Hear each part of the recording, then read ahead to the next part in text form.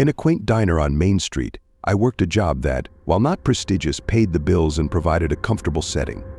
The diner, with its red vinyl booths and 1950s jukebox, was a nostalgic haven for many locals. Most patrons were regulars, and over time I had built a rapport with many of them. However, one customer stood out, a middle-aged man who dined alone at the counter. He always wore a leather jacket and tattered jeans, rarely speaking, but his unnerving gaze was fixed on me. I tried to avoid him, but he occasionally needed assistance. At first, I didn't think much of it. After all, I had encountered odd individuals before.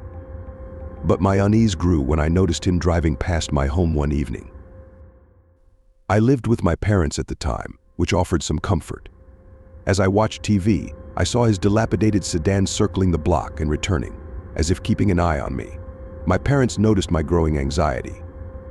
One night, as I prepared for bed, I heard the sound of his car pulling into our driveway. I recognized it immediately. Panicked, I went to my parents' room and told my father. He went outside to confront the man while I called the police. Through the window, I saw my father approach the car. The man rolled down his window and began yelling at my father, accusing me of leading him on. My father remained calm, asking the man to leave.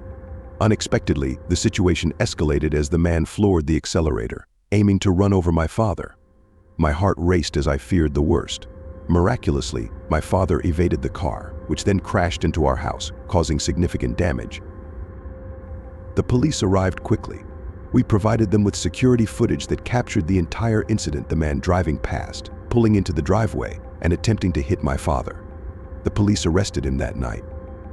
It turned out he had been stalking me for weeks, following me home from work and rummaging through our garbage. His history of violent behavior was extensive. The revelation was shocking. The diner where I worked had been a place where this man observed me, making me feel uneasy.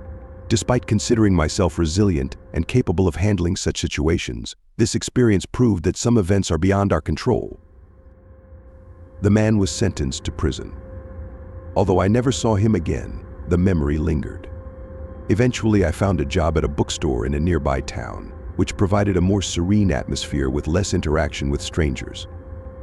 It was a place where I felt secure and began to recover from the trauma of the previous experience. The Stalker and the Abductions. The second story is set in the summer of 1998, just before I started high school, in a suburban area on the outskirts of Atlantic City, New Jersey. My parents were building our first family home, so we lived with my older brother and his wife for the summer.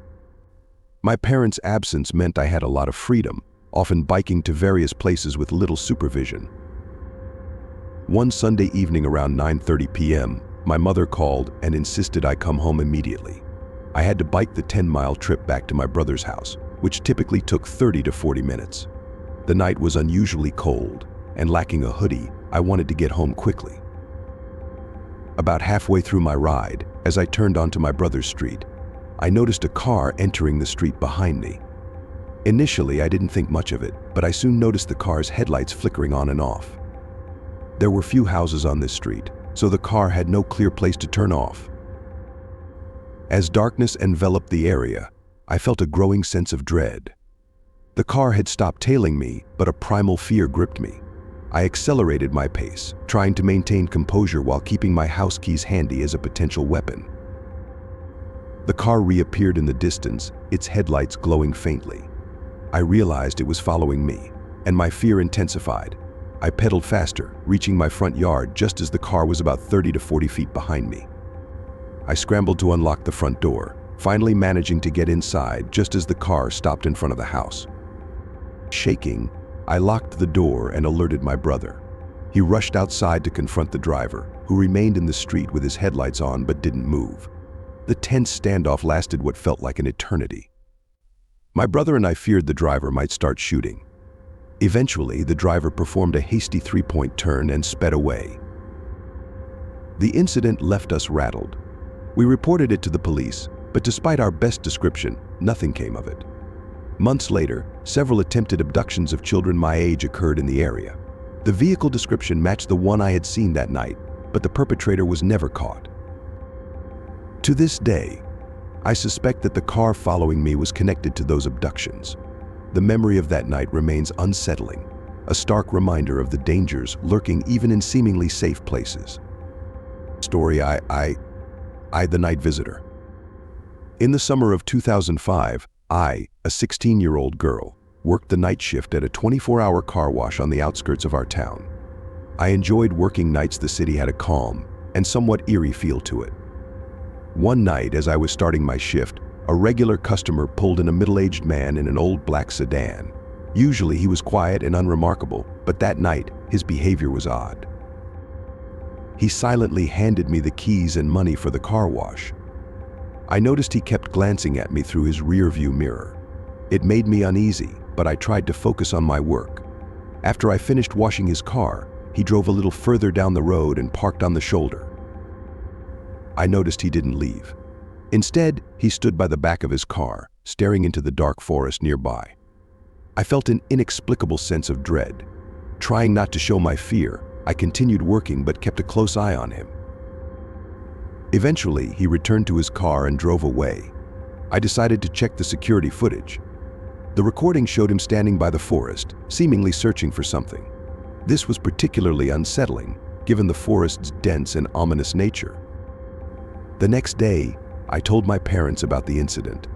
My father was concerned and went to check the area where the man had been. He didn't find anything unusual, but I remained anxious. A few weeks later, the news reported several disappearances of people in the same forest area. The description of the suspicious vehicle matched the one I had seen that night. This only heightened my fears. I decided to look for a job in a safer environment and soon found a position at the local library. The encounter with the night visitor left me deeply unsettled and served as a reminder that even in the seeming safety of a night city, dangers can lurk. The mysterious customer remained an enigma, and his visit to the car wash became a lesson in caution and vigilance.